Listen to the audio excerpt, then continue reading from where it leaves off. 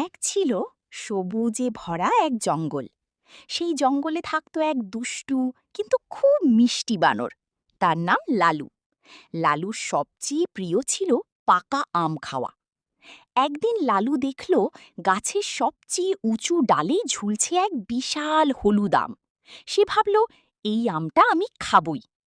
লালু গাছে উঠতে শুরু করল, কিন্তু যতই সে কাছে যায় আমটা হঠাৎ ফু করে উড়ে অন্য ডালে চলে যায়। লালু অবাক। সে আবার চেষ্টা করল, আবারও একই ঘটনা। শেষে লালু একটু থেমে বলল, এটা তো জাদুর আম।